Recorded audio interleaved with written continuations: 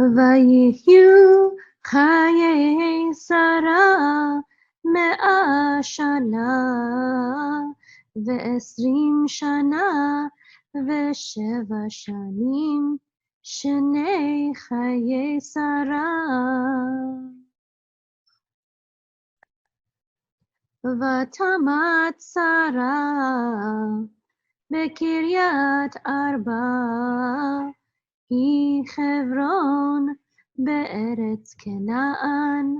ויבוא אברהם לספוד לשרה ולבכותה. Okay, vayiyu. Vayiyu means and they were. Va means and. Y makes it third person. And the u part here makes it plural, they. Okay, and they were. This is a verb of being. It's related to Hashem's sacred name, Yud-Heh-Vav-Heh. And this is Chayei, which means life of. Now the word life is Chaim, and it's always in plural form. It's another one of those words in the Hebrew where it's always plural. A noun that's always plural. There's no other way to say it except for Chaim. Chai means live. It's a verb. So the only way to say life is Chaim, and so that is singular or plural. It's the same word. So just like mayim, which is or mayim, which means water. It's only plural form. Okay, so Chayei, Chaim is life. Chayei means life of. Okay, and then we have Sarah here. This is a name, of course, the name of Sarah in Hebrew, the life of Sarah. Me'ah means 100, it's a number. Shana means year. This is in the singular form because anything over 10 in biblical Hebrew, you just say year, not years. And if it's under 10, you'll say years like we do here, shanim. Okay, and then we have ve'esrim, which means and 20. Ve means and. Eser is 10. Esrim is 20. Shana again means year, so 20 years. We're going to add this up when we translate it into English. 127 years. Okay, that's how we simplify it when we're translating it over to English. And then we have vesheva. Ve means and sheva means 7. And we have shanim, which means years, and again it's plural because this is under 10, it's 7. And we have shanei, which means years of. Shanim is years, shanei is years of. And then Chayei is life of, and then we have Sarah again.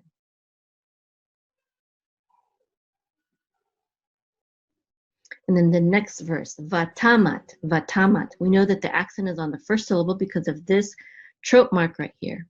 That's amunach. So the accent is on ta, Vatamat. Anything that you don't recognize as a vowel is a trope mark, and it tells you the accent of the word as well as the sound of the word, depending on what nusach, what custom the melody will be. Okay, so vatamat. Now tamat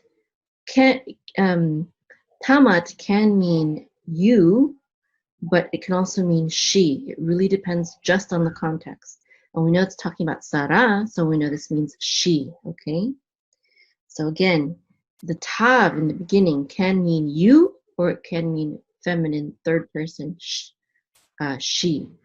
It just depends on the context. So vatamat, and she died. Also, and I'll say this every once in a while just so you remember, the va here is a reverse of vav. It changes the tense, it flips the tense around. Without the vav, tamat would be you, she will die, or you will die. With the vav, it reverses the tense, so it's now and she died. Okay, it's not always like that, but especially in the beginning of a verse, it's often like that.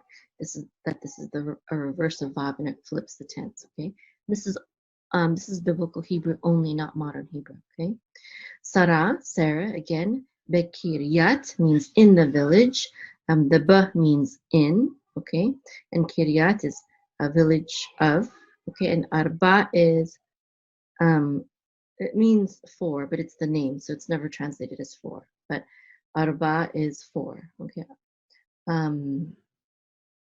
But usually when it's translated, it just says in Kiryat Arba. It doesn't even translate Kiryat as village. Usually Kiryat is part of the name when it's translated into English. Okay. He means she, and it's talking about the village because in Hebrew, places are usually feminine. Okay, so she talking about the village. The village, Kiryat Arba, Hebron, is in Hebron. Interesting enough, the gas station Chevron was named after this biblical name, Hebron. Be'eretz means in the land, actually just inland, but to translate it into English, we would say in the land. Then we would also say of right here. Be means Be means in, and Eretz means land. And then we have Canaan. Canaan is Canaan. Okay, so in the land of Canaan. So this is Hebron in the land of Canaan.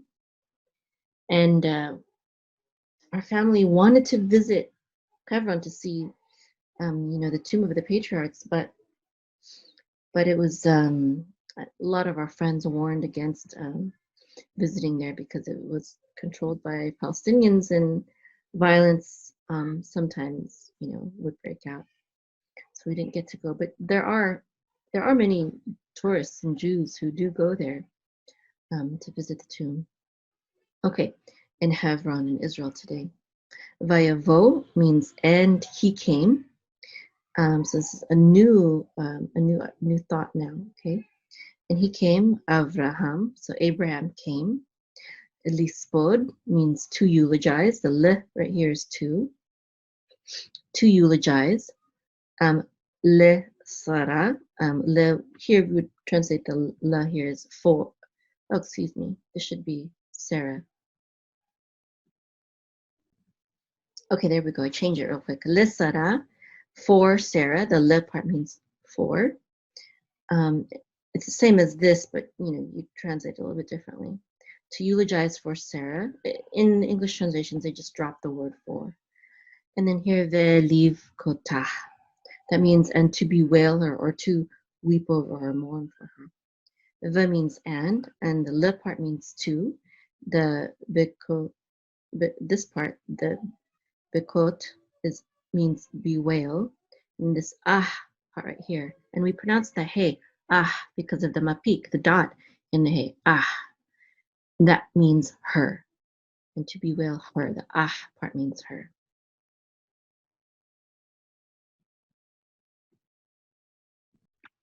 Now let's read the whole Aliyah, the first Aliyah of Chayei from Rabbi Aryeh Kaplan's English version of the Living Torah. And the first Aliyah is found in Genesis chapter 23, verse 1 to 16. And it says, Sarah had lived to be 127 years old. These were the years of Sarah's life. Sarah died in Kiryat Arba, also known as Hebron, in the land of Canaan. Abraham came to eulogize Sarah and to weep for her. Abraham rose from beside his dead, and he spoke to the children of Het. I am an immigrant and a resident among you, he said. Sell me property for a burial place with you so that I can bury my dead and not have her here right in front of me. The children of Het replied to Abraham, saying to him, Listen to us, sir.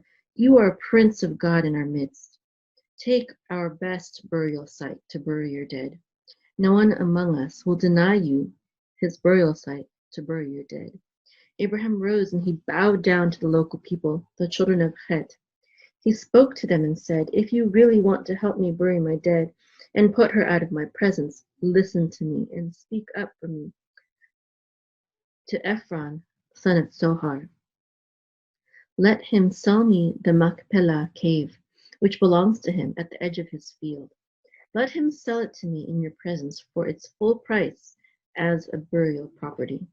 Ephron was then sitting among the children of Het. Ephron the Hittite replied to Abraham in the presence of the children of Het, so that all who came to the city gate could hear. No, my lord, he said, listen to me. I have already given you the field. I have also given you the cave that is there. Here in the presence of my countrymen, I have given it to you. Bury your dead. Abraham bowed down before the local people. He spoke to Ephron so that all the local people could hear. If you will only listen to me, he said, I am giving you the money for the field. Take it from me, and I will bury my dead there. Ephron replied to Abraham, saying, My lord, listen to me. What's 400 silver shekels worth of land between you and me? Bury your dead. Abraham understood what Ephron meant. He weighed out for Ephron the silver that had been mentioned in the presence of the children of Het, 400 shekels in negotiable currency. It says in Genesis chapter 23, verse 1, Now Sarah lived 120 years. These were the years of the life of Sarah. It's Genesis 23, 1. So before talking about Sarah's death, the Torah says twice the life of Sarah. It says, Now the life of Sarah was 127 years, the years of the life of Sarah. That's how it's worded in the Hebrew. It says it twice. Then it says Sarah died. So the verse talks about her death only once, but why does it talk about her life? Why is it worded that way? Why does it say that phrase, life of Sarah, 2 times? It didn't have to be said that way. It didn't have to be repeated. It wasn't necessary grammatically.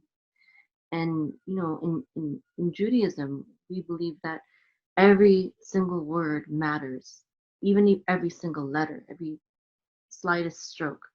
So the mystics teach that this is to remind us, this repetition is to remind us that even though Sarah died, she lived on. She lives on. So people of faith anticipate a second life after the first life. We only die in this body once, but we will live again. And although she sleeps in Hebron, there's many different interpretations regarding life after death. This is just one. So one interpretation is right now she is sleeping in that cave in Hebron. But she lives, her spirit lives, and she will live in bodily form again also, because she was a woman of faith. So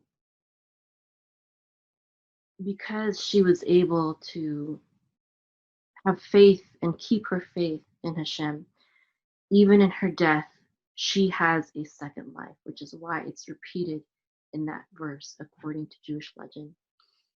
And this photo that I used in the background is a beautiful photo of an Orthodox Jewish woman at that cave, at the tomb where Sarah was buried. Not only Sarah, but also our patriarchs. This is the cave of Machpelah, which is in Israel.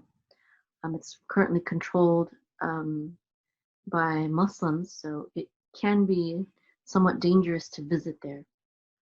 But there are tourists that go there still, and it is a tourist attraction for both Jews and also Christians and Muslims as well, since Abraham is known as the father of all 3 of the monotheistic faiths. All three faiths, all 3 followers of all 3 faiths visit this tomb. So here is a better view of the cave of Machpelah. So the cave of Machpelah is the world's most ancient Jewish site, and it's considered the second holiest place for the Jewish people, after, of course, the Temple Mount in Jerusalem, or the Wailing Wall, the Kotel. But so this is the second holiest site.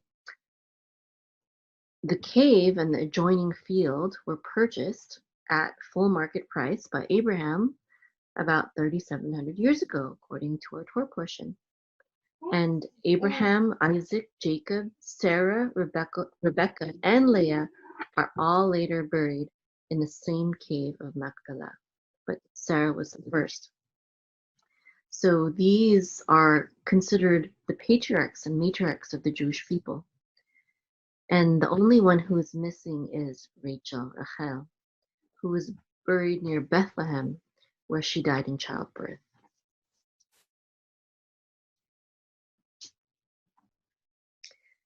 Now, the double cave was a mystery for thousands of years, and it was uncovered not too long ago, not too many years ago, beneath the massive building. And it revealed artifacts from the early Israelite period, about 30 centuries ago. And the structure was built during the Second Temple period, about 2,000 years ago, by King Herod. And it provided a place for gatherings and Jewish prayers at the graves of the patriarchs. It's a very impressive building, and it's the only one that still stands intact and still fulfills its original function after all these thousands of years. Foreign conquerors and invaders used the site for their own purposes, depending on their religion. So the Byzantines and Crusaders transformed it into a church, and the Muslims made it into a mosque. About 700 years ago, the Muslim Mamelukes, I don't know if I'm pronouncing that right, they conquered Hebron, and declared this building as a mosque. And they forbade entry to Jews, and Jews were not allowed past the seventh step on the staircase outside the building. In 1967, Hebron was liberated, and the chief rabbi of the Israel Defense Forces, the late Major General Rabbi Shlomo Goren, was the first Jew to re-enter the Cave of Machpelah. And since then, we have been struggling to regain our right to pray at that site, which is still run by the Muslim Waqf, a religious trust that took control during the Arab conquest. So it's run by Muslims right now. There are a lot of restrictions that are imposed on Jewish prayers and customs at the Tomb of the Patriarchs, despite the site's significance, primacy, and sanctity in Judaism, in Jewish history. More than 300,000 people visit Ma'arat HaMachpelah, the Cave of Machpelah, every year. And the structure is divided into 3 rooms. Ohel Avraham, the tent of Abraham, Ohel Yitzchak, the tent of Isaac, and Ohel Yaakov, the tent of Jacob. And right now, we have no access to Ohel Yitzchak. Jews do not have access to Ohel Yitzchak, which is the largest room, with the exception of 10 days every year. So now that we have a little bit of history about the setting, especially in modern times, I'd like to go back to the Aliyah, to our Torah portion. So the story of Sarah's death almost immediately follows the story of the binding of Isaac, or the Akedah. And there's only a brief genealogy of Rebecca between the two events. So the sages have asked, is there a connection between Isaac's binding and the death of Sarah? In Jewish thought, there is a direct correlation between the death of Sarah and the binding of Isaac. So in some legends, Sarah actually died from shock when she heard that her husband, Abraham, almost sacrificed their son. One midrash says that when she heard how her son had been bound on the altar, she was so overcome by fright that her soul fled from her body. Now, based on this midrash, we can also derive the tradition that that we have regarding Isaac's age. So in that tradition, it allows us to calculate Isaac's age at the time of his binding. So because Sarah gave birth to Isaac at the age of 90, he must have been 36 or 37 years old when Abraham brought him to the altar. And the Hebrew does allow for that. I explained that in a different video, that the words described for the story of Yitzhak does not mean that he's a little boy, that it means that he is a young man and a bachelor. And there's another version of Jewish legend that says that Satan that Satan tried to stop the sacrifice of Isaac from happening because he wanted to thwart Abraham and stop the covenant promises. But he failed to dissuade Abraham and Isaac from obeying Hashem. And so then, according to legend, he turned to Sarah. And according to this legend, and this is from Perkei Rabbi Eliezer 32, Hasidic Jewish commentary. Satan said, "Alas, Sarah, have you not heard what has happened?"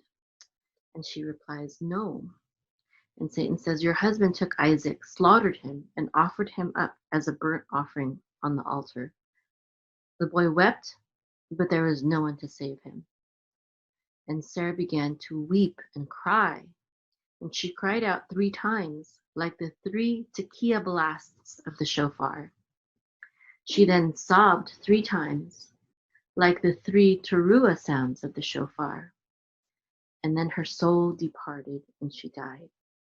And so this is, one midrash, one legend where we get the idea that, that the Akedah is tied to Rosh Hashanah, to Yom Teruah, the day of the shofar blasts. We have such a rich heritage and tradition in Judaism. It's just so beautiful that our faith is not just found in books, but also in the land of Israel, and the whole reforming of the nation of Israel in 1948 is such a miraculous event. And even though we live in bittersweet times right now with war and without access to the holy sites like the cave of Machpelah in Hebron, and also we can't rebuild the temple, so on and so forth, still we have so much to hope for, and there's so much so many miracles that are on our side that continue to give us hope for the future and for the promises and the blessings found in the Torah. And of course, this Torah portion regarding the life of Sarah and how she lived once, but she will live again, according to our study today, is just one hope, one miracle among many that we have to hold on to. I'd like to invite you to visit my website at www.hebrewmime.com. That's HEBREWMAYIM.com. And you can click on the button to sign up for free lessons, free Hebrew lessons, to your email, delivered every week or so. Sometimes I miss a week. Sometimes I'll send more than one email for that week. So again, just visit my website, hebrewmime.com. And I also have special sections here. Not only can you sign up for free Hebrew lessons to your email, but you can also get my playlist to learn the Aleph Bet, even Aleph Bet with Elmo. And I also have a section on learning various Jewish prayers and blessings.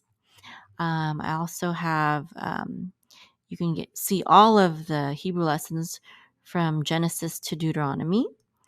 And what else? Oh, I have a section on ancient Hebrew. Learn how to pronounce the Hebrew letters in the ancient Hebrew pronunciation, the ancient Hebrew tongue. I have some lessons on how to trope or chant the Torah, specifically lessons for that. And then I also have links to if you're interested in getting more formal biblical Hebrew lessons or modern Hebrew lessons from a good friend in Israel. So you can check that out as well. So just visit my website at hebrewmime.com. Shalom.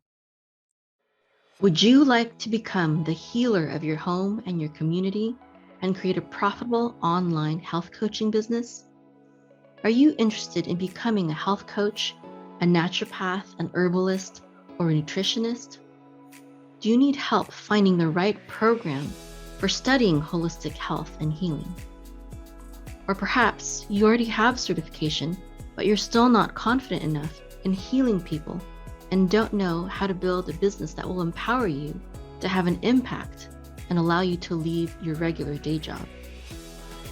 Are you ready to get a deep and comprehensive picture of holistic health and healing and learn from top healers in our day so that you can stop being stuck in a job or a career you don't have a passion for?